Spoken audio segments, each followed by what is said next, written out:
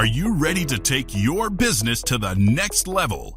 Every day there are countless books and articles that are published offering the key on how to make your business a success. It's easy to feel overwhelmed trying to keep up and run your business. That's why Deb Creer created the Business Power Hour. Keep up on the latest trends, best practices, and techniques for how to make your business a success. Let the Business Power Hour do the heavy work for you. Good morning. Good morning. I am Deb Creer, and I am passionate about giving professionals the tools that they need to make themselves and their businesses as successful as possible. And today we have a repeat guest. I love it when we have repeat guests because it just means that they have so much great knowledge and information to share with us that we have to have them on more than once. So please join me in welcoming back to our program today, Justin Goodbread. Welcome, Justin. Hey, Deb. Glad to join you again. I'm excited. Excited to be able to talk to your listeners and go through your questions. Last time it was a blast. I look forward to it. Cool. I love it. I love it. And it's been a while. I look back, it was December of 2019, pre-COVID, right? We now break the world into two things, pre and post-COVID. Oy. But before we dive in, let me tell people a little bit about you, and then we will jump into this. So Justin A. Goodbread, CFP, CEPA, CVGA, owner of Heritage Investors, LLC, Heritage Business Advisors, and financiallysimple.com, holy schmoly, is a nationally recognized financial educator, wealth manager, author, speaker, and entrepreneur. He has 20 plus years of experience starting, buying, owning, and selling businesses. Justin is a 4-time recipient of the Investopedia Top 100 Advisor Award and the Exit Planning Institute's Exit Planner Leader of the Year. So again, Justin, welcome. Thank you so much, Deb. Great. Well, we're going to be talking about your new book, which you've got there in your hands. I love the title of it. It is called Your Baby's Ugly, but it's how to maximize the value of your business or you'll have nothing to sell. And I loved reading it. Lots of great tips. But before we really start talking about that, I always like getting to know a little bit more about my guests. So tell us how it is that you got to where you are today and how you discovered that this is your passion in life. Sure. That's a great question. I love that question. You know, I've been on a lot of podcasts, Deb, probably 300. I don't often get asked that question. So I thank you for that. So I was born and raised in South Georgia, about 5 hours south of where you're located currently on the ocean in Brunswick, St. Simon's Sea Island, which is the island area of Georgia on the coast. And my mom and dad taught me at an early age how to run a business. At age 15, I started my first business. I sold that business when I was 21, met my bride, my wife, Emily, moved to East Tennessee, became a hillbilly, if you will, moved from the coast where the sand is up here to where the red clay is, and started another business, ended up selling it, started a third business, ended up selling it. Fell in love with this idea that business owners, if we as a business owners realize that our business is often our largest asset, right? But it's highly illiquid. And many times we end up taking this passion that we have, right? So my very first business was landscaping. I had this desire, Deb, to grow a purple daylily. That was my passion. I love agronomy. I love horticulture. And quickly I forgot about a purple daylily and began going to a job every day, like so many business owners did. So once I realized early in my career that, hey, we can teach business owners that we don't have to be married to our job. And we can change not only their future, but their team's future, their suppliers' future, their customers' future. If we could focus on our business, then we can impact so many people. And there's how we are where we are today, helping business owners maximize their value of their business. Right. You know, and I love the tagline that you've got on your website. It's giving owners the tools they can use to take back control in their business so they can have a life outside their company. Yeah, so many people, it's like the way I use this, the old story of spinning a plate. Like we've all seen the magicians who keep the plates on the sticks. Oh, no, that's Wizard of Oz. Yeah. Well, business owners are the same way, aren't we? I mean, we have so many ideas and so many things. Before you know it, as Michael Gerber said in his famous book, The E-Myth, we end up working for the lunatic ourselves because we want to work 80 hours for ourselves versus 40 hours for somebody else. And we really think that we're making a lot of money. In fact, we as business owners don't trust Wall Street. We don't trust anything we can't control ourselves. But at the end of the day, we don't give ourselves a really good return. And to get it even more scary, Deb, is that we spend our whole life, decades upon decades, pouring into this business, blood, sweat, tears, stress. Sometimes we let our families go apart. Sometimes we let our passions go apart, all for the sake of this business. And we only have a 16% chance of selling it, which means that whenever we get to this point in life where we're done, where our bodies are done, our minds are done, and we want to move to another chapter, our families are distressed, our finances are distressed, our emotions are distressed. We are totally out of control. And we think that somebody wants our baby, and they don't. Right. They think because they think that baby's ugly. They don't want a job. And so the whole idea is that it is an ugly baby. Where the title came from, you'll love this, is my dad. He's an old country boy. He said, son, you never tell a woman their baby's ugly. But if you do, and sometimes you have to, you better run or duck because they're going to try to slap you. Yeah, there's only two responses that you're getting. You got to run or duck because they're coming after you, right?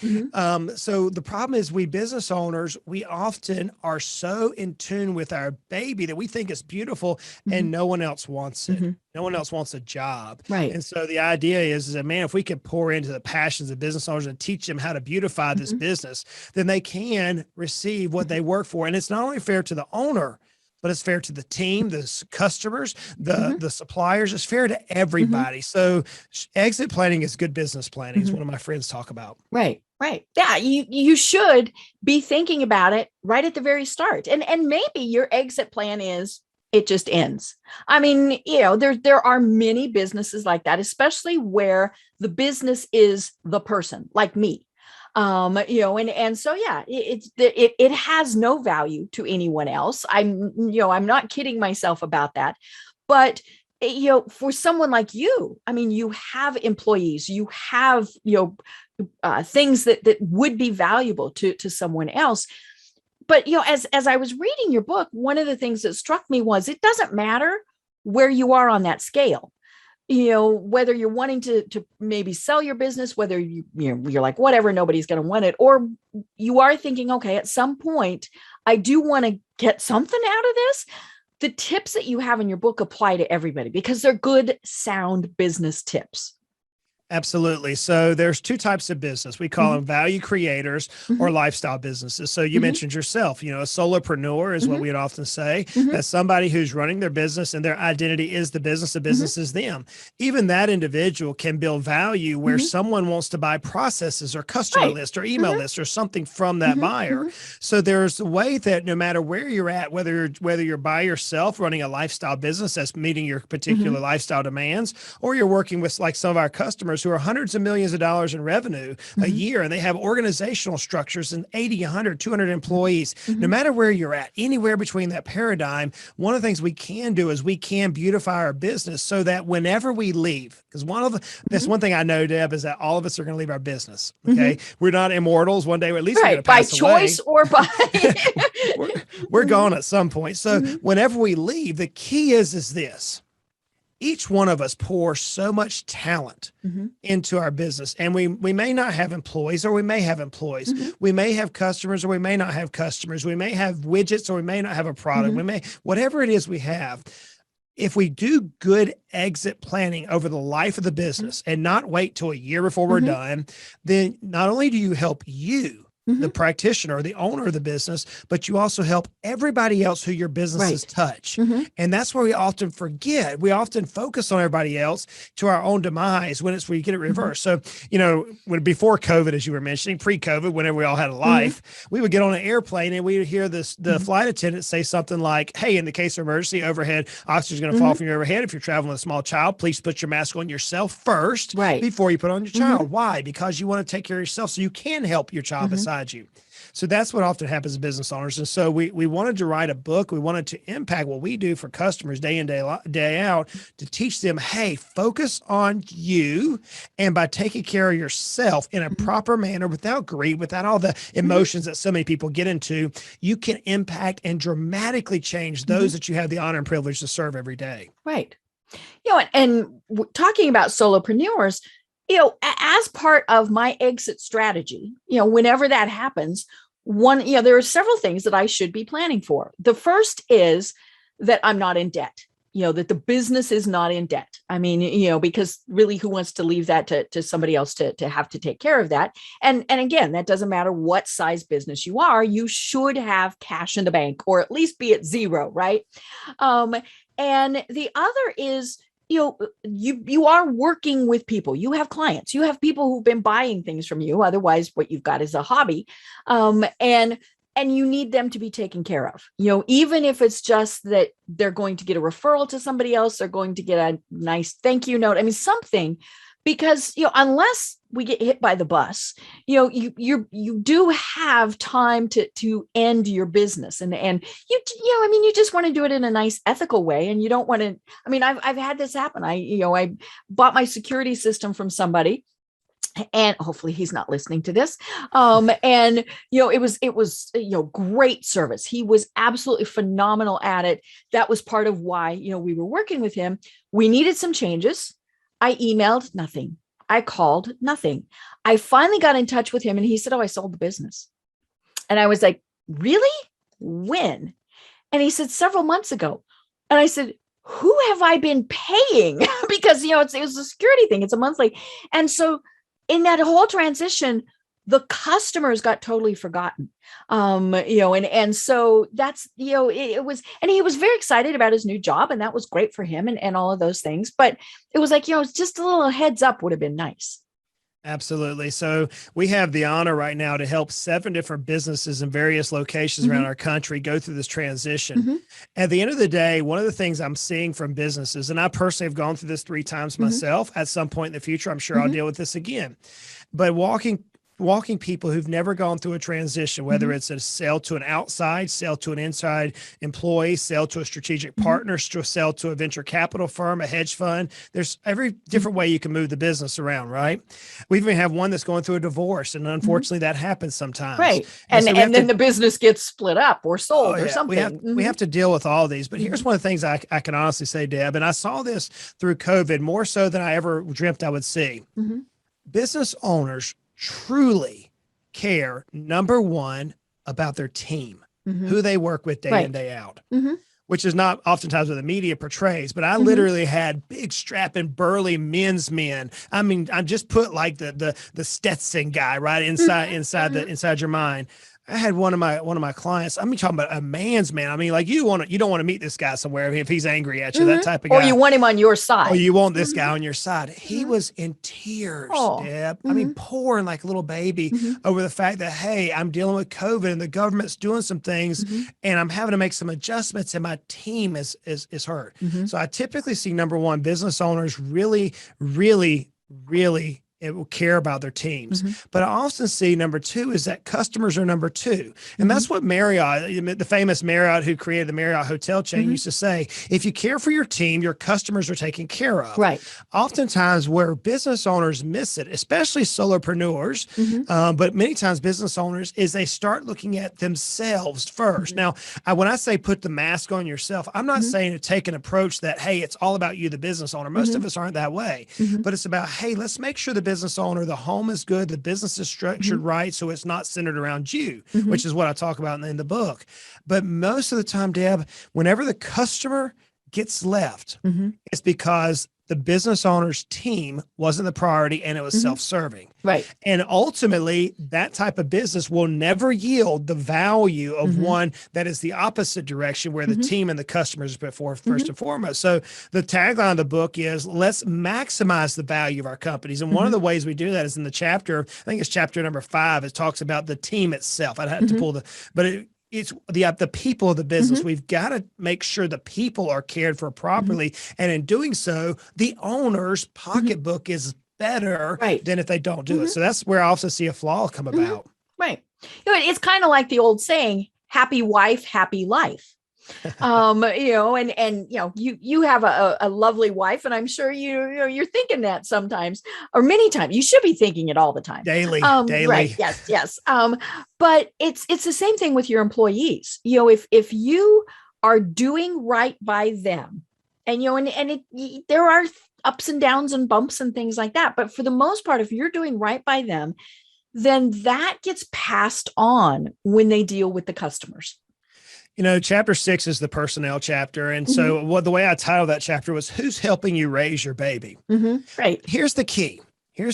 We all want the golden goose. We all Mm-hmm. went to business with either a passion to change something, to Mm-hmm. create something. Maybe we were that technician who were really good at a particular niche and we thought we could do it better ourselves than working for somebody else. Mm-hmm. But ultimately we came in business to serve those customers or do what we truly love. And Mm-hmm. as time moves on, we find out that, hey, we're either a really good technician, we're a good manager, or a really good business owner. Mm-hmm. We really aren't very good at all three of them, as Michael Gerber's book, The EMyth, talks about. Mm-hmm. The key, though, to building value in our companies is this, Deb.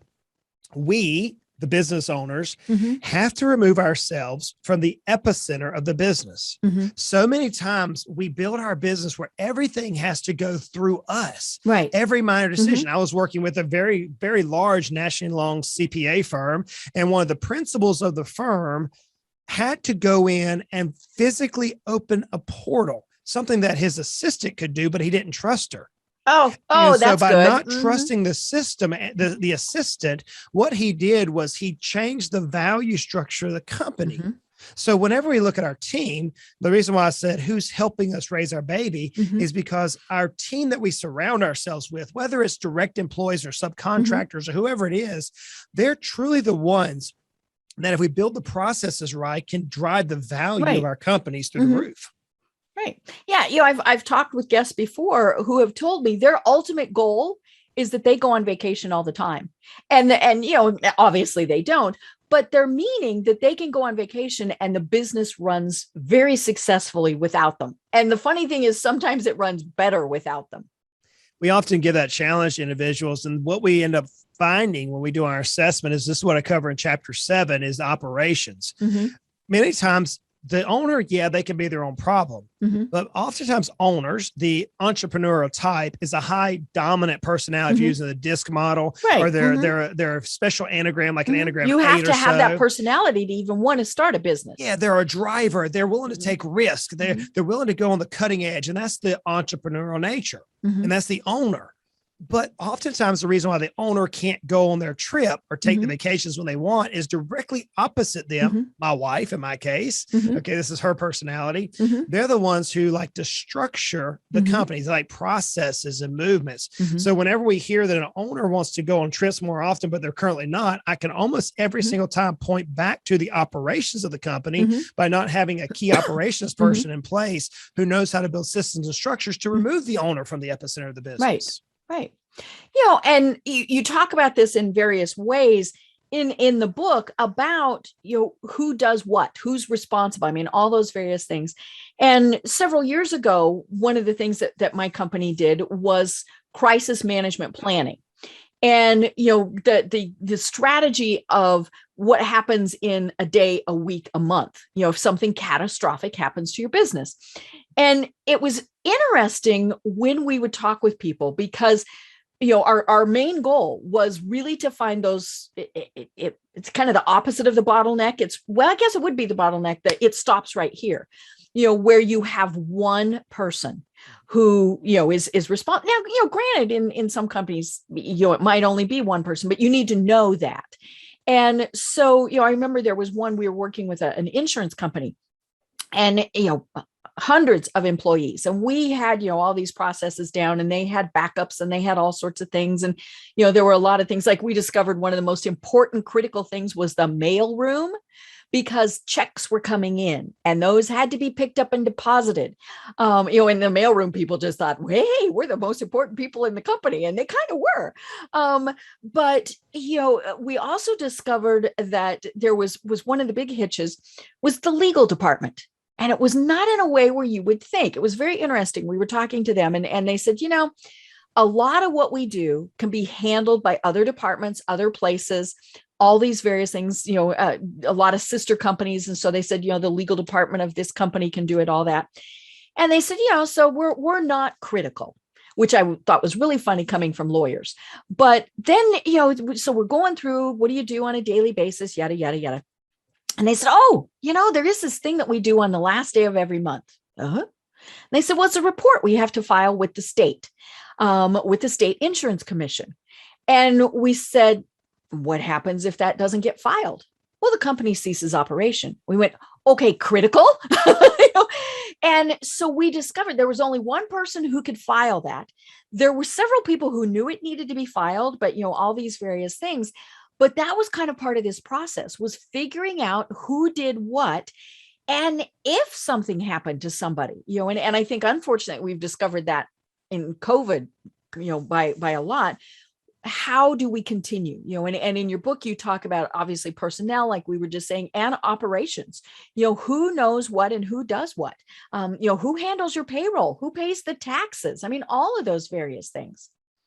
Jim Collins wrote a great book, masterful book that many business owners should read if you haven't already read it. Mm-hmm. It's called Good to Great. Mm-hmm. And he gives this iconic illustration that so many of us would readily recognize. And he says, the key is to get the right people on the bus and then get them in the right seats on the bus. Yep. It's an iconic illustration that so many of us quote. Mm-hmm. So what I did in this book is I went through why you need to beautify your baby. Mm-hmm. And then I went to what are the areas of beautification. Right. So we've hit on a few of them, but in an organization, there are various seats that people need to sit on. So you have planning and leadership, sales and marketing, people, like we were talking about, and operations, and finance and legal.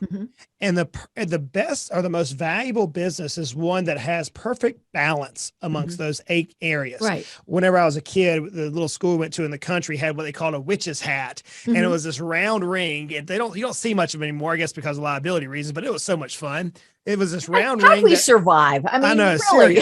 seriously. But it had this post sticking up in the middle. And it's like this round ring was hovered off the ground by chains. And you could hold onto this ring almost like a hula hoop that would never touch the center and run round and around and around. To get it spinning right, it had to be perfectly balanced, right? Much like a top or a carousel or anything else. In a business environment, every position, every seat on the bus is important. Where we often get sidetracked is we think that one position is better or more important than the others.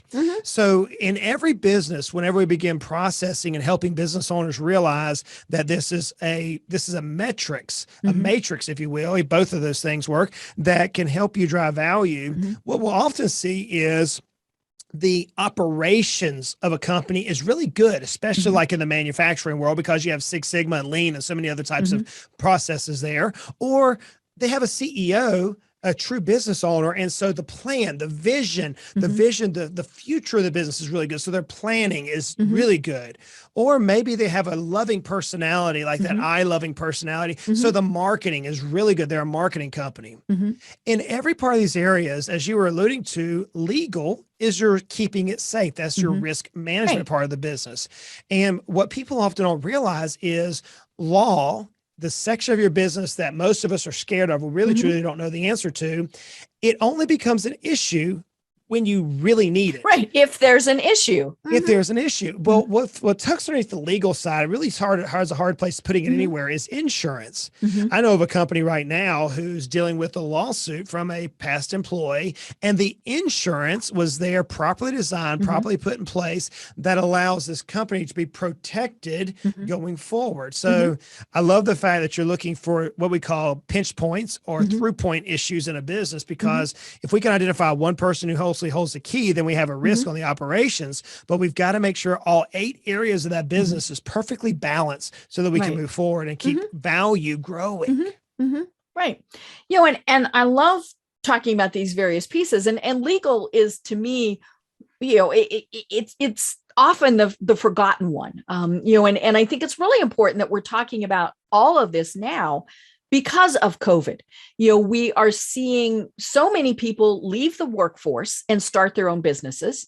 We also are seeing a lot of businesses that have had to pivot, right? That's one of those words that I hope we never hear again. And, part of this, I mean, it's all due to things that, we have, in many ways, we don't have control over. But if you've done all of these other things right, you're set up good, and so, example, setting up your business as a business, you're registering it with the Secretary of State, doing all of those things. And I think a lot of people, especially if they're just, well, I'm going to do landscaping as an example. I was going to do some landscaping on the weekends. Okay. Well, if somebody's just writing you a check or giving you money, there's tax ramifications to that. More importantly, there's liability, and so, do you have your business set up so that somebody doesn't sue and get your house? Do you have, the right type of insurance, things like that? I have an umbrella policy. I mean, I'm a consultant. People would think, what do you need insurance for? Well, you never quite know. And so that's what my umbrella policy covers is, maybe I'm, meeting with a client and they slip and fall and they decide it's my fault. I'm a consultant and I'm, you just want to have that because sometimes let's be honest, it is easier just to settle than, try and go through things. But, it does behoove everybody to stop and think about the legal stuff. Last year, one of the big things that I did was to trademark the name of this podcast. And one of the reasons was, if somebody else were to decide, hey, they wanted to be the Business Power Hour, if they trademarked it, they could come after me. And not only could I never use the name again, I'd have to go back and get rid of it in everything prior, which would mean basically taking everything down. And that, let's be honest, that was not inexpensive.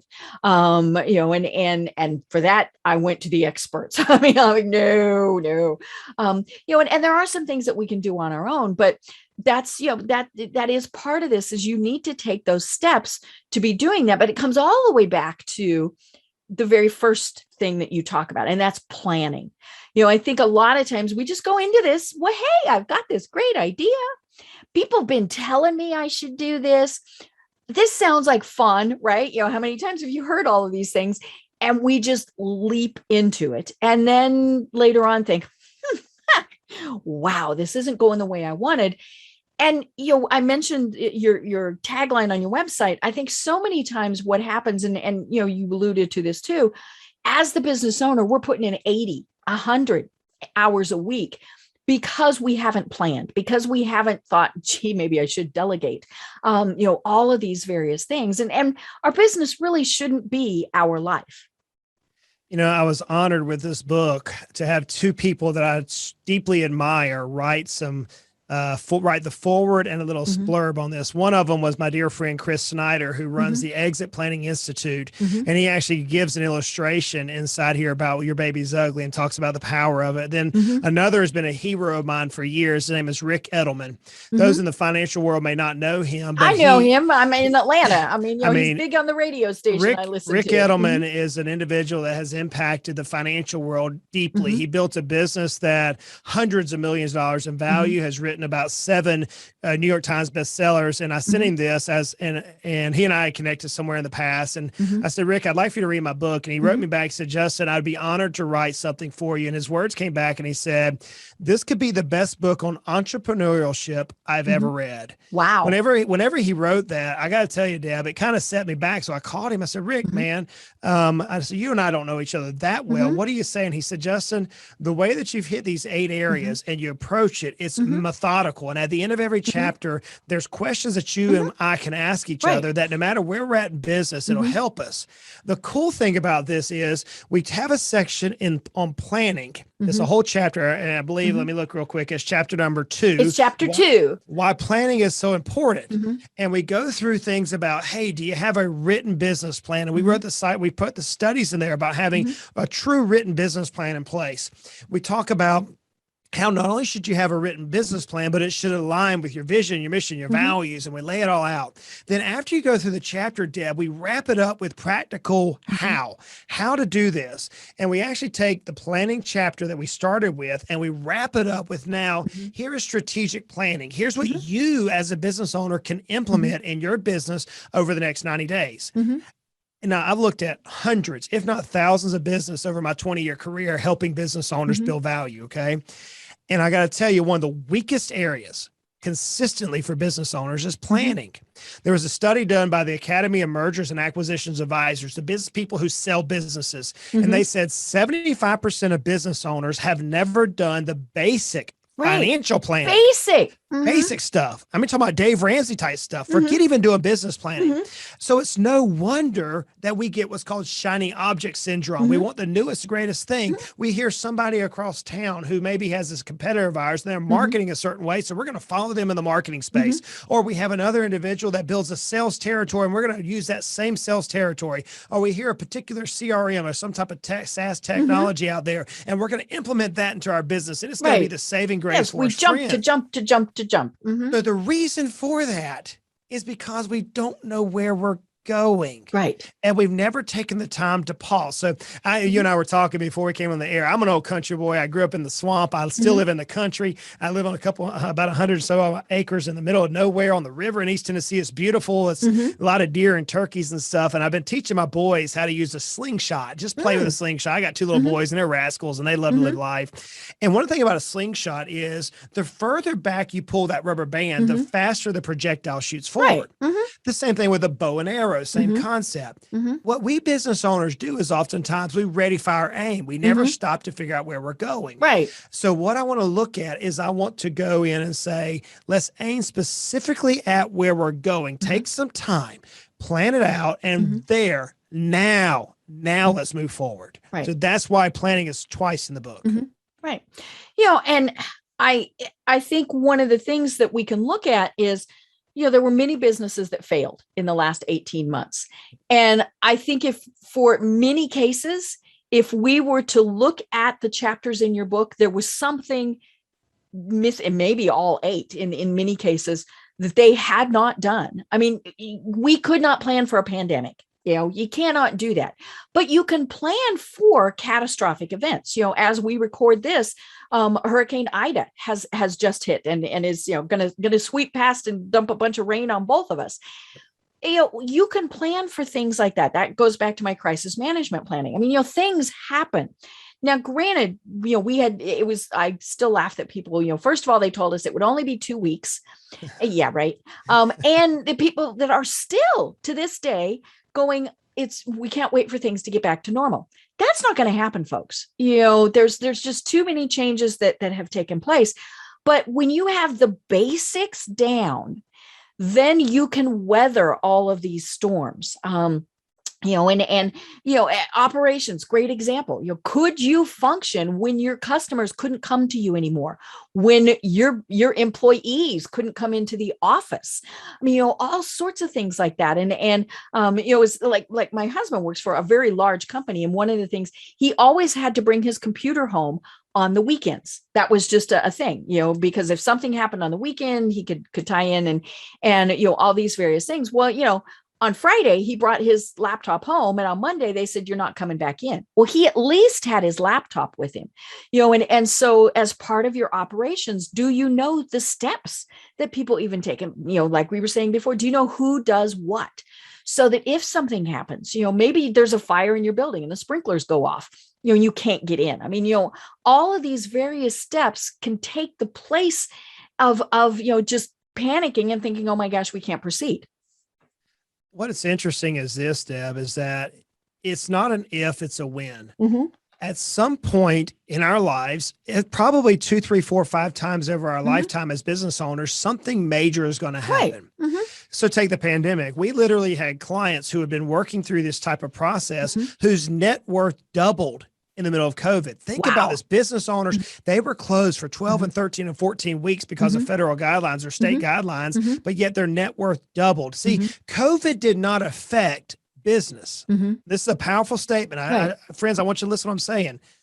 COVID did not affect your business. It simply showed you the weaknesses of your business, because your business is there to survive through good or bad times. Most of us were so used to going through good times that we never put a crisis management or some sort of a true plan in place to help us get through business. So what I try to do is looking through COVID. I was actually writing this in the midst of COVID, looking at this even before we even knew. Now we're doing part 2, maybe. Who knows if there's going to be a repeat? Who knows? But I was looking through this and I was watching business owners first move and taken the principles that I've been teaching for years that I've employed in my own businesses to build best-in-class businesses that I currently operate. It's amazing to watch. I took these things and I said, how can we learn? So the way I backwards engineer the book, Deb, is there's several softwares out there that appraisers will actually use to appraise your business. Right.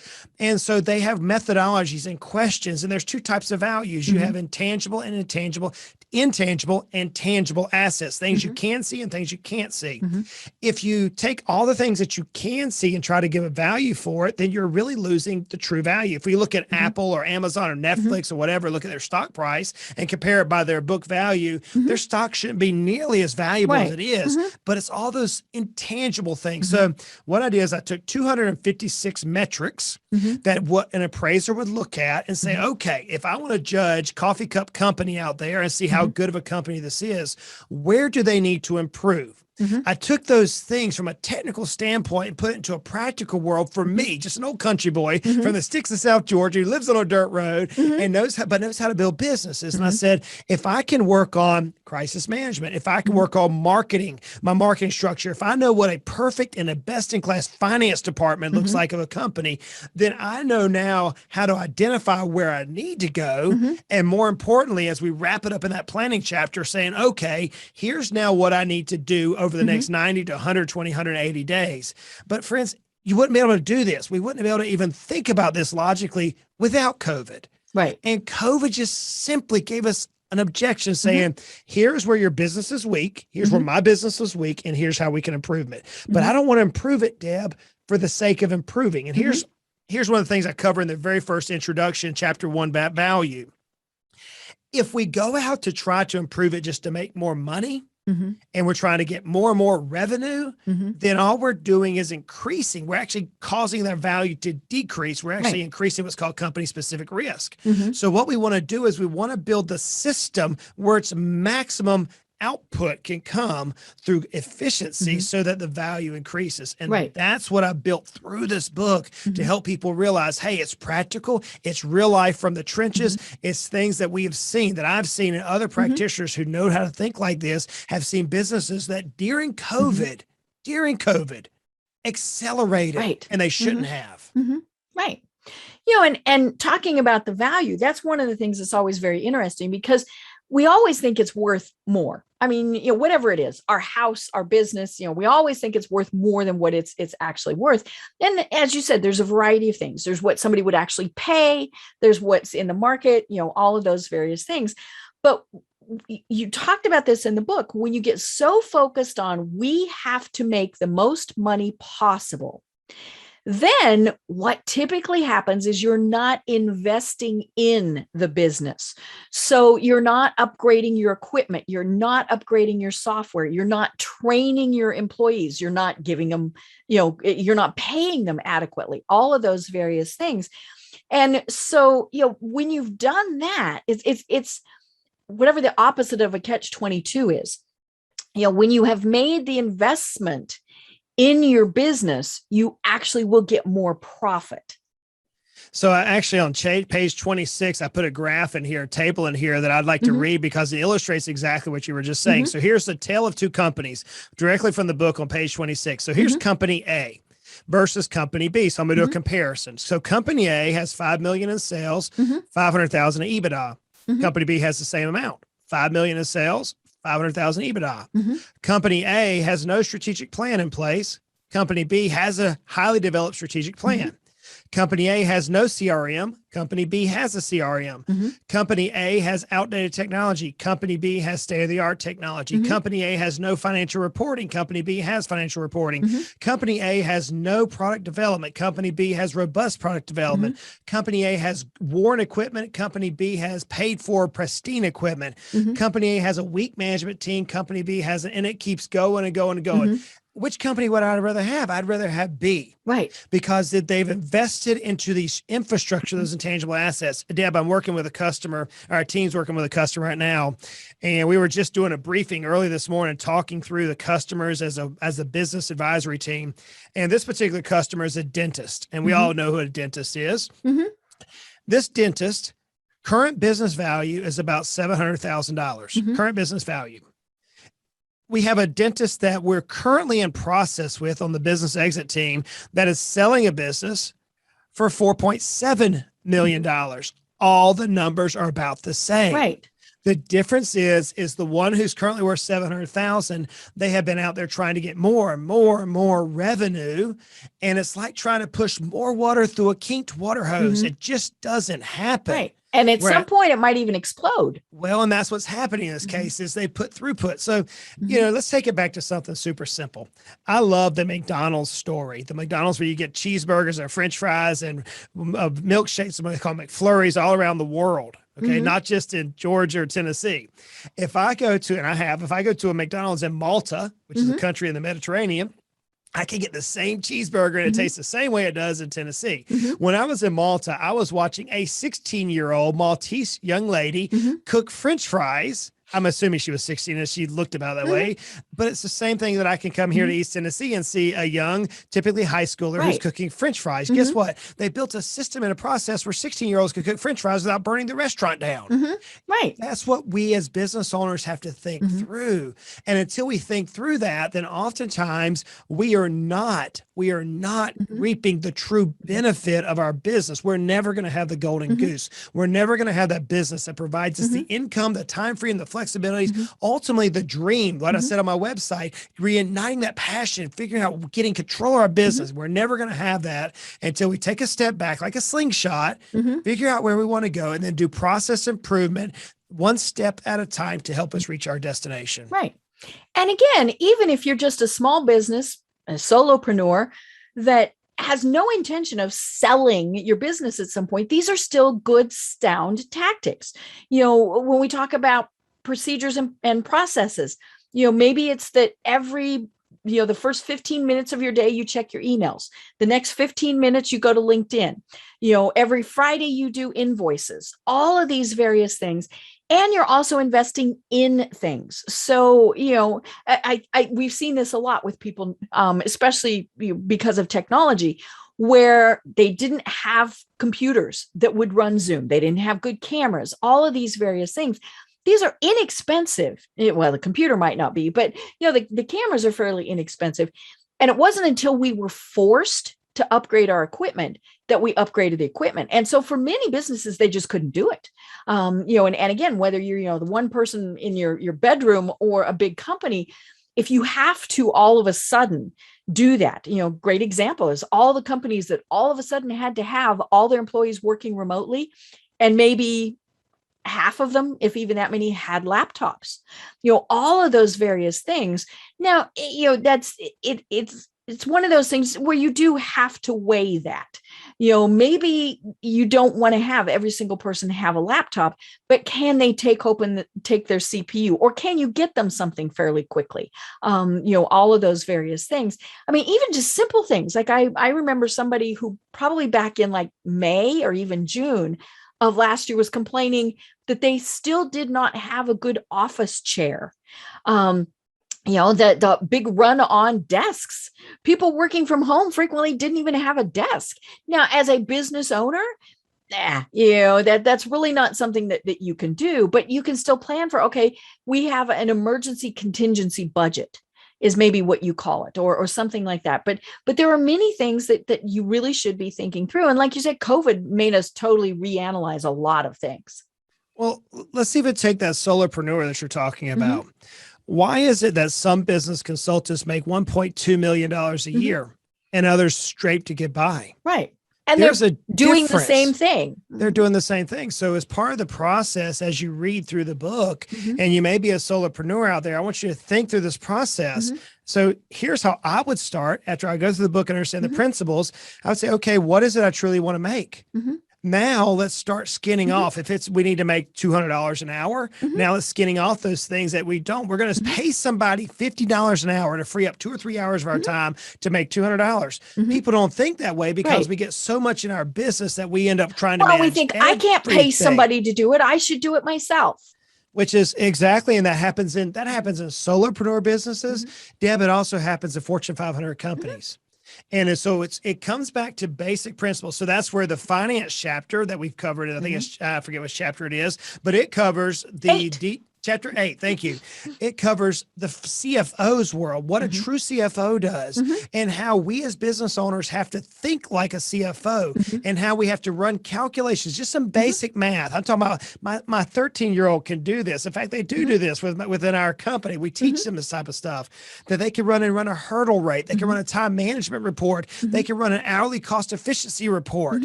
These are some very basic things that we business owners need to know. And unless we know the rules of the game, we'll never know how to succeed at the game. I'm reminded of the old cartoon G.I. Joe. So they used to have this sign off that I listened to as a kid growing up, and it said, and knowing is half the battle, right? It would say, and knowing is half the battle. Right. In the business world, again, I've been here. I live here. I lived here for so much of my life. I would wake up in the morning, hit the ground running, the wind would blow, and I would change 5 or 6 directions through the day, chasing and putting out fires. And I truly wasn't happy. I wasn't content. My family was miserable. I lost every bit of passion I had for my business, for what I truly wanted to do. And until we could take a step back and say, the only way we're going to achieve what we originally set out to do before the business took and shook us upside down is to say, where are we at today? Where do you want to be? And then knowing the rules to which the game we're playing. Imagine trying to play baseball with football rules. It wouldn't work. In fact, the ump would kick you out of the stadium. Especially the first time somebody gets tackled. I know. Seriously. I mean, we've seen that sometime in baseball, and the umps throw them out of the stadium and then fine them. It doesn't work. And so here we are trying to play this game of business. And many times the business owner doesn't know the rules to which they even need to play by. And so I hope I challenged in the book, as you read through each of the chapters, each one of these chapters have the rules, have the methodology that you need to think through. And then at the end of the chapter, at the end of the book, it shows you, here's how you can apply this to change your destiny. And I hope people will change their destiny. I really do. Right. You know, and as you said, it does come back ultimately to planning, because it's planning in all of these things. You're planning your personnel, you're planning your finances. I mean, all of those things. But, you know, if you don't have goals, you don't have any idea when you made them, you know, and I always love people, you know, that are like that.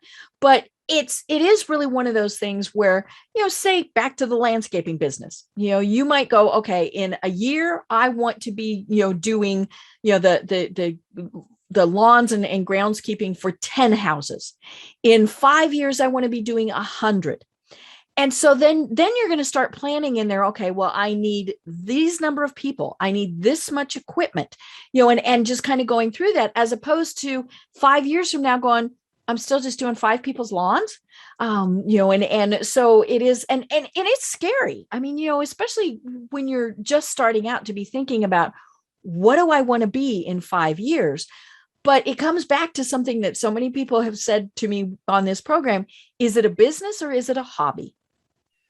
Someone asked me the other day, Deb, they said, Justin, if you were to start over today with what you know, how long would it take you to build the business? It'll take you 20 years to get back exactly where you are today. And I said, candidly, probably 18 to 24 months.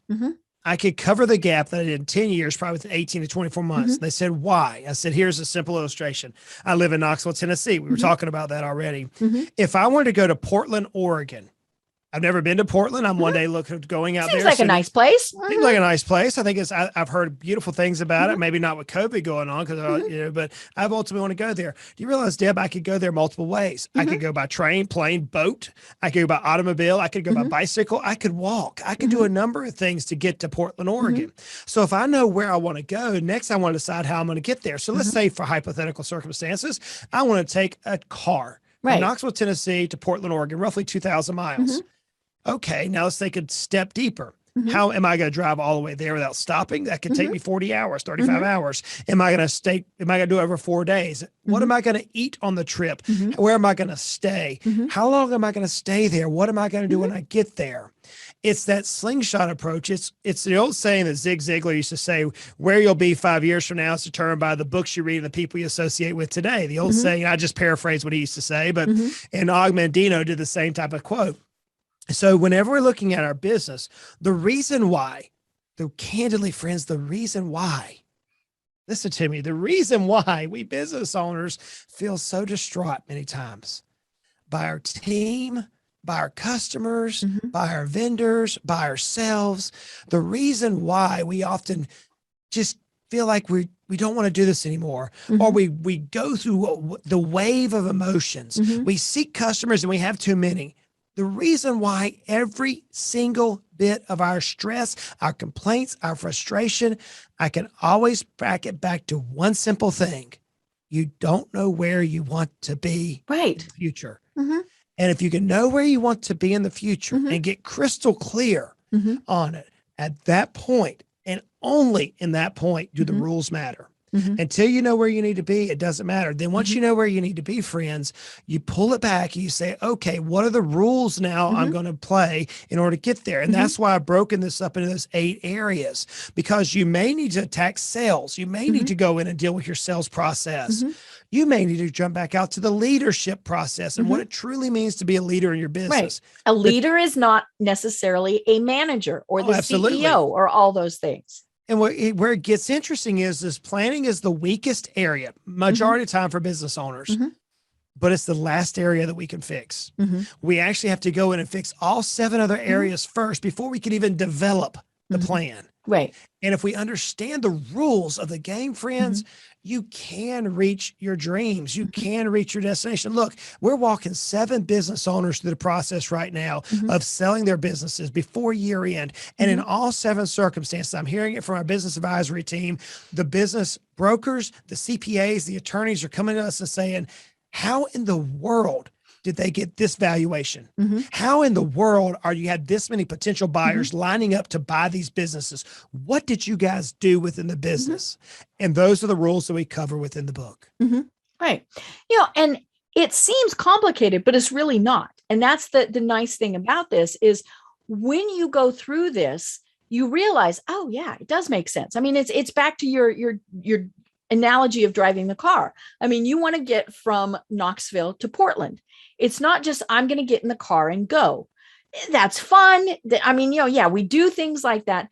But again, how do you know when you get there if you didn't know where you were going? And even if it's just, I'm going to drive for 3 hours and then turn around. Okay, that 3 hours, that's your destination. You still had to have something that was in mind as opposed to just, I'm going to drive. Well, and most business owners do. Most business owners have an idea of where they want to be. They just don't know how to get there. You know, what's the Alice in Wonderland, the Cheshire Cat? She says, hey, which way should I go? And he goes, well, that depends on where you want to go. Well, I don't rightly know. So he said, no, then any direction you want to go is okay. So most business owners, they know where they want, but here's how we articulate it. We don't articulate it in the sense that I want to go to Oregon. We articulate in the sense that, man, my employees are killing me. I can't handle babysitting. I heard that one last week. Or I don't have enough money in the bank. I'm working and I should go work for somebody else and I don't have enough money in the bank. Or I don't have enough time. It seems like I'm always working. I go home at 9 o'clock and I'm still working. Or, and the list goes on and on. So we don't voice it in the sense that, hey, I want to go from Knoxville to Portland. We voice it in the pain points, the stresses that we have as business owners, and we all have them. In fact, I think as I'm saying this, each of us have our 1 or 2 or 3 items. Friends, I still have my 1, 2 or 3 items. We'll never get there. We're never going to get that area of perfection, because what will happen as you work through this process, your business will become more attractive to you. You'll move yourself from the job into a shareholder status. And as you move yourself into a shareholder status, you're going to shine like no other business within your sphere. And others within the business community are going to start looking at your business and saying, well, how is it that Sally or Shelda or Tim or Larry, how is it that they can now go and play golf 4 days a week? Or how are they taking this many trips? And man, they're overseas yet again. What in the... And before you know it, just that lifestyle is going to build in such a way to where now somebody, it may be a key employee, it may be a customer, it may be someone you've never dreamt of, is going to come in and say, I'm very interested in your business. You built something that I would like to invest in. And that is where the golden goose comes in. Whenever you take your baby, your business that we all know is ugly, that we all know the skeletons in the closet, and none of us have a beautiful baby. And as we beautify this baby, now someone's looking at it and saying, man, that's a pretty baby. I want it. And now you're in the driver's seat to say, that's a whole, my 3rd book. What are the emotions you're going to deal with? How are you going to deal with this emotions? What decisions? How are you going to play this area of finance? So now you start thinking through this and saying, man, what if What if I sold this business for seven Right. figures? What does that do? So it changes the game, Deb. It changes the game. Right. And when you've done all of this, it does take that drudgery out, that, why did I start this business? And because most people hopefully started the business that they're in because it was a passion. They, either it was something that they loved doing, or they knew that what they could do could help others. I mean, all these various things. And then we get caught up in it. Oh God, I got to do invoicing today. Oh, I have to fire somebody. I mean, all of these various things. And we've lost what that passion was.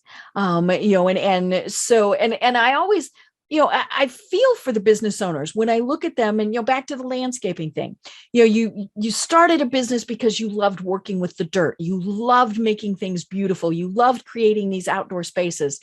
And then all of a sudden you've become the owner that never leaves the office. Yep. That's the thing is, if that's what your passion is, you still should be able to go out and do it and have the business still run very well. So I cover this in the introduction, and these are sombering points that we need to kind of make sure everybody understands. There's 5.3 million businesses in the United States, small businesses that have less than 5 million in revenue that employ people. 5.3 million. That's a lot. That's a lot. There are roughly 315,000 businesses that go from 5 million in revenue up to 100 million in revenue. Those businesses in what we call the small and the middle markets employ roughly 70% of the population. 70% of the American population is employed by small and medium businesses. Statistically, out of those businesses, 80% of the owner's net worth is their business. 80%. So if we look at our net worth, many times we think investment accounts or houses, but it's not, it's our business. And statistically, only 16% of businesses will actually transact. In other words, get something for the business. Out of that 16%, only 4% of business owners get what they think their business is worth. Right. That means that 96% of business owners do not get what their business is worth. Thus, they are not receiving their goals. What did we go in business for? A business, I often say your baby's ugly. I wrote the book on your baby. The business isn't a baby. It's actually a wealth creation tool. It's there to create wealth for you, the owner, and for your teams, for your customers, and for your vendors. That's what a business is for. Right. But only 4% of business owners actually receive true wealth. Right. And that's what I'm trying to change, Deb. That's my passion. I want business owners to say, look, we don't have to be 60, 70, 80, 90 years old and still having to work 90 hours a week. We can build an empire. We can build a business that impacts the employees we work with day in, day out, give them a take this job and shove it, walk away money at some point in their life. We can make it where customers don't experience what you experience with their surveillance system, where whenever they go through this exit, that they're not having to go out and reel and try to figure out what's next. We can make it where our vendors, the people we work with day in, day out, can utilize what we serve so they can impact others. And ultimately, we can change our destiny. We can change our family's legacy. If we put others first and we build a business following the rules of business and we keep it focused, Deb, we can reach our destination. We can reach and get everything we truly want. I know, and it sounds hard, folks, but it's not, and so one of the ways is to work with someone like Justin. So tell us how they contact you and some of the services that you provide. Sure. So I would direct everybody to the Financially Simple blog podcast. As you can go to financiallysimple.com, everything's there through that portal, and you can connect us through there. Or you can check us out on our podcast. We have just over 400 episodes. We've written two books so far, Your Baby's Ugly and The Ultimate Sale, How to Sell Your Business, the process of going through it. And then our third book is going to be talking about the wealth game, how to deal with wealth as business owners. So you can connect to us through Financially Simple. Hey, look, what we do is this. We teach business owners that you can double your net worth every 3 to 5 years. You can do it. Now, is it always going to happen? No, it's not. But if you understand the game of business, you can build wealth and you can increase your net worth and impact everybody that you touch, impact them in a positive manner. So I would challenge you to check out Financially Simple, and the newest book, Your Baby's Ugly, is out. You can pick it up on Amazon. It's an Audible. Hopefully it'll be in bookstores very, very soon. I think it's on Barnes & Noble and Books A Million at various locations, but check it out. It's Your Baby's Ugly. It can drastically improve your business. Right. And again, it's for every level of business because there's great tips in there on how to make your business successful. Absolutely. Absolutely. Perfect. Well, Justin, this has been fantastic. And I've loved our conversation. Can't wait to chat again. But until we do you have any final thoughts for everyone? One thing that we saw over the last year since you and I chatted back in December 2019 is life is going to happen. Life is going to happen to all of us. It may be COVID this time, but next time it could be a family member dealing with sickness. It could be a business issue that goes awry. It could be a blessing. It could be that you receive an inheritance. Life is going to happen. I know that life is hard. It is. Life is hard, but we are so blessed. We are greatly blessed. If we just turn the TV on these days, we realize how truly blessed we are internationally. No matter where you're at in the world, I know you have international listeners. If we were to sit down and write everything that we hate in life right now on one sheet of paper, and then all of our blessings, you might hear my voice going out. I've been fussing about my voice not being as strong as it needs to be. But then I was starting to realize, hey, I can talk. Right. I can speak. If we realize that we are truly blessed, and we realize that business, life can be frustrating, but it doesn't have to be. It doesn't have to be frustrating. We just have to align ourselves with the people who've walked this path before, because we can't lead somebody where we've never been, but we can listen to people who've been down this journey before, and they can take years off our journey and off our frustration. So my challenge to you is count your blessings, name them everyone one by one, and then align yourself with people that can help you reach your destination in a fast time period that you want to achieve. Great. I love it. I love it. And one of those people is, of course, you. I've been having a great conversation with Justin Goodbread, author of Your Baby's Ugly. And I'm Deb Creer. Until next time, everyone have a great day. Tune in for our next program for even more trends, best practices, and techniques for how to make your business a success. The Business Power Hour, hosted by Deb Creer, is proud to be part of the C-Suite Network.